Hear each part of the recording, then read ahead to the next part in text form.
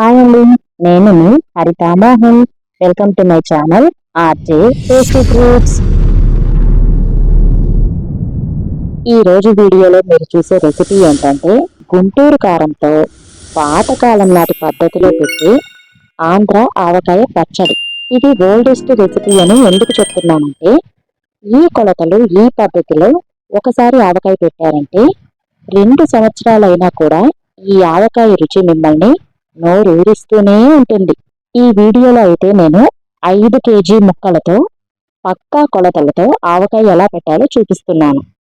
కానీ అందరూ ఇదే క్వాంటిటీ పెట్టుకోవాలని లేదు కదా, కాబట్టి వీడియో మధ్యలో మీకు ఇదే కొలతలతో కేజీ ముక్కలకి అలాగే 3 కేజీ ముక్కలకి ఎలా పెట్టాలి అనేది చెప్తాను. కాబట్టి వీడియోని స్కిప్ చేయకుండా లాస్ట్ వరకు చూసేయండి. ఇంకా లేట్ చేయకుండా అసలైన ఆంధ్ర ఆవకాయ పచ్చడిని ఎలా చేసుకోవాలో ఇప్పుడు చూద్దాం. ఈ ఆవకాయ కోసం నేనైతే ఇక్కడ చూశారు కదా, ఈ సైజు మామిడికాయని తీసుకున్నాను. వీటిని జలాలు లేదా రసాలు అని కూడా అంటారు. ముందుగా వీటినైతే శుభ్రంగా కడిగి తడి లేకుండా నీట్గా తుడుచుకొని తీసుకోవాలి. వీటికి అస్సలు వాటర్ తడి అనేది ఉండకూడదు. ఇలా క్లీన్ చేసుకున్న మ్యాంగోస్ని మీరు కట్ చేయగలిగితే ఇంట్లోనే చేసుకోండి.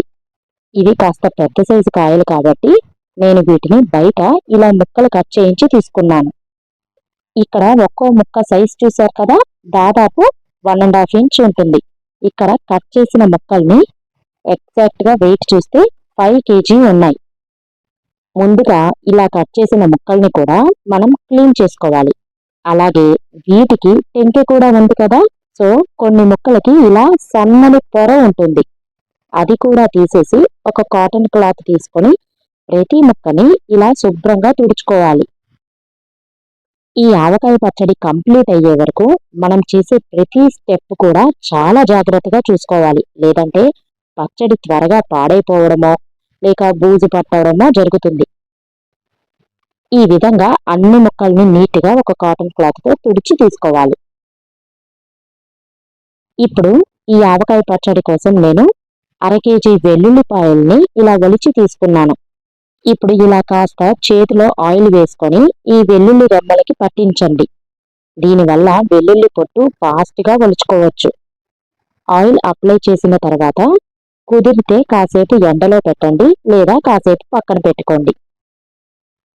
తరువాత ఇలా వెడల్పుగా ఉన్న ఒక బేసిన్ తీసుకొని ఇక్కడ నేను 1/2 కేజీ నువ్వు పప్పు నూనె వేస్తున్నాను. ఎందుకంటే ఏ నిల్వ పచ్చళ్ళకైనా అదిరిపోయే టేస్ట్ అలాగే ఎక్కువ రోజులు నిల్వ ఉండాలి అంటే నువ్వు పప్పు నూనెతో పెడితేనే బాగుంటుంది.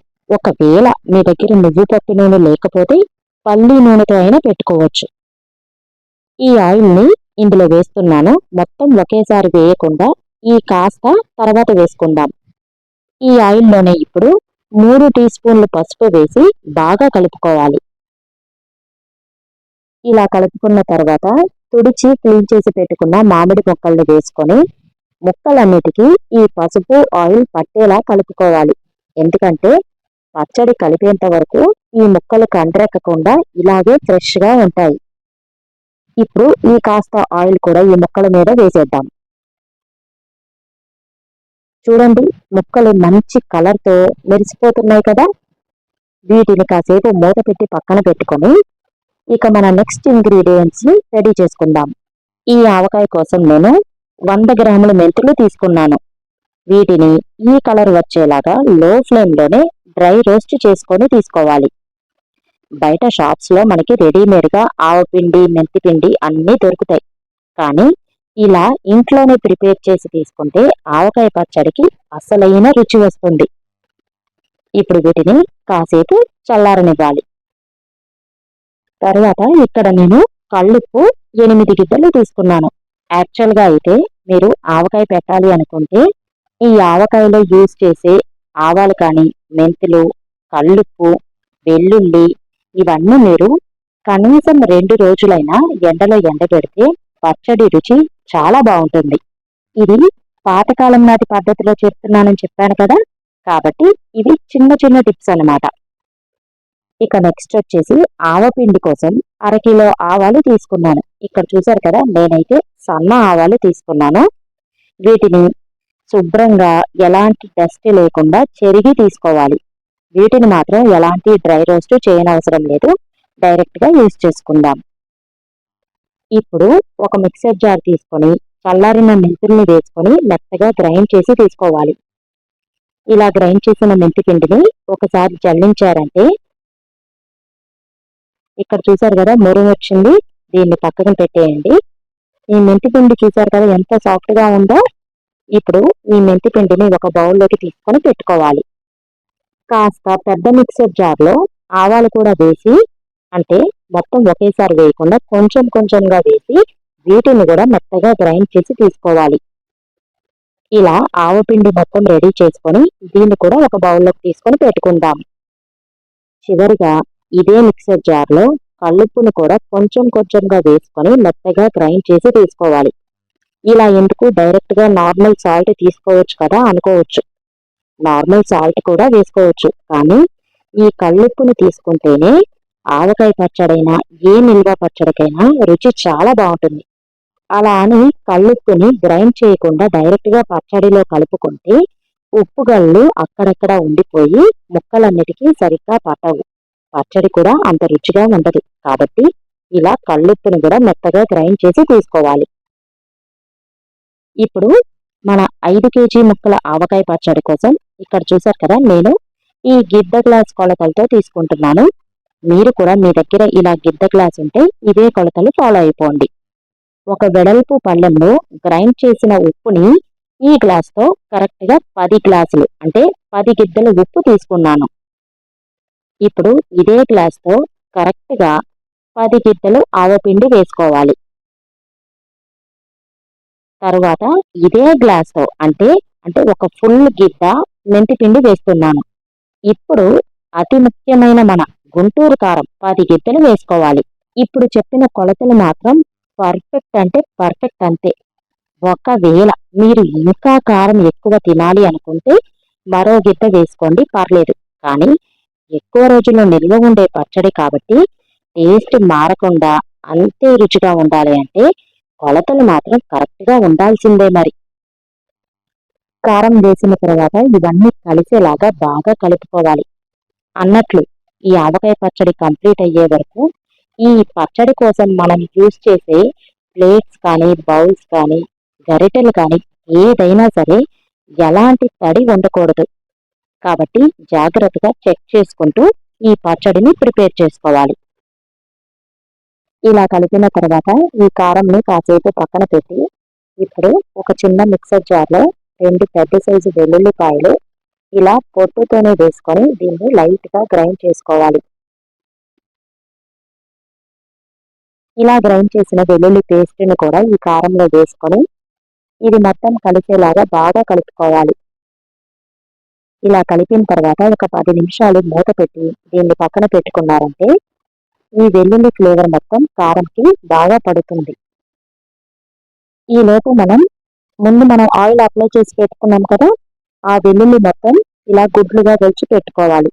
ఇప్పుడు ఈ కారంని ఒకసారి మొత్తం బాగా కలుపుకొని ఇందులో ఈ వెల్లుల్లి గుడ్లు వేసుకోవాలి.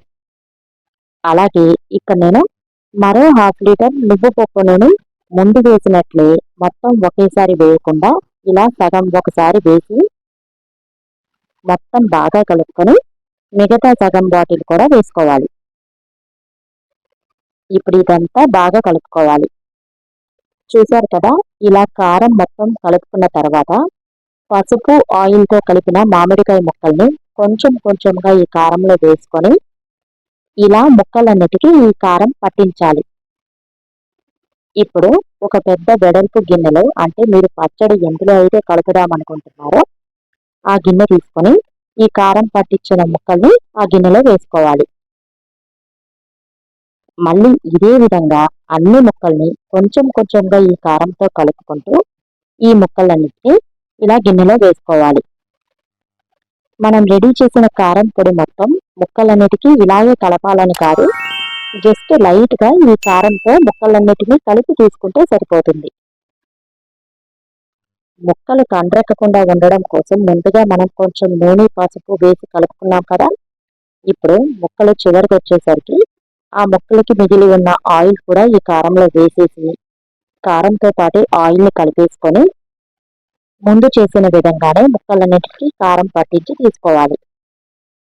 ఇక్కడ చూశారు కదా, ఇలా నేను తీసుకున్న 5 కేజీ ముక్కలకి కారంని బాగా అప్లై చేసి మందంగా ఉన్న ఒక పెద్ద గిన్నెలోకి తీసుకున్నాను.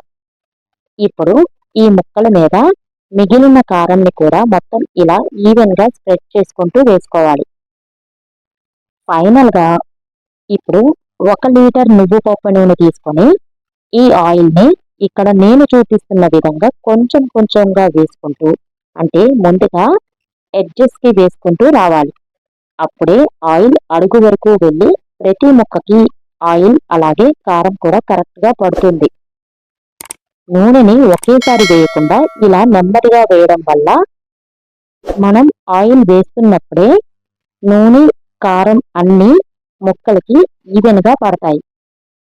నూనె మొత్తం ఇలా వేసిన తర్వాత చేత్తోనే పైన ఉన్న ముక్కలన్నిటిని లోపలికి ఇలా ప్రెస్ చేయండి. అప్పుడే ఈ కారంతో ఆయిల్తో ముక్కలు బాగా ఊరుతాయి. ఇలా నీట్గా పచ్చడిని మొత్తం సెట్ చేసుకొని గరిటెకి అలాగే గిన్నెకి ఉన్న కారం కూడా నీట్గా తీసుకోవాలి. అమ్మయ్య, మొత్తానికి మా అమ్మ గైడెన్స్తో సక్సెస్ఫుల్గా 5 కేజీ ముక్కలతో అసలైన ఆంధ్ర ఆవకాయ పచ్చడిని కలిపేశాను. గుంటూరు కారం కదా, ఈ మాత్రం కలరు ఘాటు ఉంటుంది మరి. ఇలా రెడీ చేసిన ఆవకాయని మూత పెట్టేసి ఎలాంటి డస్ట్ వాటర్ తగలని చోట పెట్టి 3 రోజులు అస్సలు కదిలించకుండా ఉండాలి. 3 డేస్ తర్వాత మూత తీసి చూసారంటే, చూసారా, ఆయిల్ మొత్తం పైకి తేలిపోయి ఆవకాయ పచ్చడి అదిరిపోయేలా రెడీ అయిపోయింది. ఇప్పుడు నెమ్మదిగా ఒక పెద్ద గరిటెతో సైడ్స్ నుండి ఈ పచ్చడిని జాగ్రత్తగా కలుపుకుంటూ రావాలి. కాస్త ఓపికగా నెమ్మదిగా కలిపారంటే కారం సరి సమానంగా ముక్కలన్నిటికీ పడుతుంది. అలాగే పైకి తేలిన ఆయిల్ కూడా మొత్తం ముక్కలన్నిటితో కలపాలి. కాబట్టి ఈ పచ్చడిని మొత్తం ఒకసారి బాగా కలుపుకోవాలి. ఇక్కడ చూడండి, ఆయిల్ కారం బాగా కలిసిపోయాయి కదా. ఆవకాయ గుజ్జు చూసారా ఎంత చిక్కగా గ్రేవీగా ఉందో. వేసిన వెల్లుల్లి గుడ్లు కూడా అక్కడక్కడ కనిపిస్తూ ముక్కలన్నీ కారంతో బాగా కలిసి మన ఆంధ్ర ఆవకాయ పచ్చడి పర్ఫెక్ట్గా రెడీ అయిపోయింది. ఈ పచ్చడి కోసం నేను ఇందులో 1/2 కేజీ వెల్లుల్లి గుడ్లు వేశాను కదా. మీరు కనుక వెల్లుల్లిని ఇష్టంగా తినే వాళ్ళైతే మరికొన్ని వేసుకున్నా పర్లేదు, ఎందుకంటే వెల్లుల్లి మన హెల్త్కి చాలా మంచిది. అలానే ఎన్ని వెల్లుల్లి వేసినా ఈ ఆవకాయ రుచి పెరుగుతుందే కానీ కొంచెం కూడా తగ్గదు. ఈ 5 కేజీ ఆవకాయ పచ్చడిని గిడ్డ కొలతలతో ఎలా పెట్టాలో ఇప్పుడు చూశారు కదా. అలాగే ఇప్పుడు 1 కేజీ ముక్కలకి లేదా 3 కేజీ ముక్కలకి పెట్టుకునే వాళ్ళు ఎంత కొలతలతో చేసుకోవాలి అనేది ఇక్కడ చూపిస్తున్నాను. కావాల్సిన వాళ్ళు నోట్ చేసుకోండి. కొలతలు ఇవే కానీ ప్రాసెస్ మాత్రం మీరు ఎగ్జాక్ట్గా స్టెప్ బై స్టెప్ ఇలానే ఫాలో అయ్యారంటే ఎవ్వరి హెల్ప్ లేకుండా అమ్మమ్మల కాలం నాటి అసలైన ఆవకాయ పచ్చడిని మీరు కూడా సులువుగా పెట్టేస్తారు. ఏ నిల్వ పచ్చళ్ళకైనా ప్రిపేర్ చేయడం ఒక ఎత్తు అయితే దీన్ని స్టోర్ చేయడం కూడా అంతే ముఖ్యం. ఈ ఆవకాయ పచ్చడిని గ్లాస్ జార్లో కానీ లేదా ఇలా జాడీలలో కానీ స్టోర్ చేసుకుంటే రుచి మారకుండా, పచ్చడి రంగు మారకుండా, అలాగే పాడవకుండా ఫ్రెష్గా ఉంటుంది.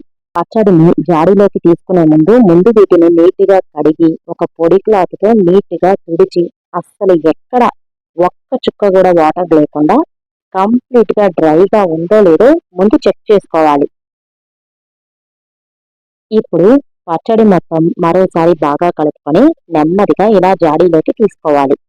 మీరు ఎంత జాగ్రత్తగా తీసుకున్నా పచ్చడి వేసేటప్పుడు కాస్త ఆయిల్ ఇలా కారుతూనే ఉంటుంది, పర్లేదు. పచ్చడి మొత్తం జాడీలోకి తీసుకున్న తర్వాత ఒకేసారి క్లీన్ చేసుకున్నారంటే పచ్చడి నీట్గా ఉంటుంది. ఇలా మరీ జాడీ నిండిపోయేలాగా వేయకుండా సైడ్స్కి ఇలా స్ప్రెడ్ చేసుకుంటూ పచ్చడిని జాడీలోకి నెమ్మదిగా వేసుకోండి. ఆవకాయ పచ్చడి పెట్టిన తర్వాత చక్కగా జాడీలోకి తీసుకున్నాం కాబట్టి అలా అని మరి గిన్నెని క్లీన్గా కడిగినట్టు ఊడ్చకుండా లాస్ట్లో ఇలా మిగిలిన కారంలో మీ దగ్గర వేడి వేడి అన్నం రెడీగా ఉంటే లేదా చద్దన్నం ఉన్నా పర్లేదు. ఆ అన్నంని ఈ కారంలో వేసుకొని, ఒకవేళ కారం ఎక్కువ తినలేకపోతే కాస్త నెయ్యి వడ్డించుకొని అన్నం మొత్తం కారంతో కలిపి మీ ఇంట్లో ఉన్న ప్రతి ఒక్కరూ తలా ఒక ముద్ద తిని చూడండి. అసలైన కొత్త ఆవకాయ రుచికి అందరూ ఖచ్చితంగా ఫిదా అయిపోతారు.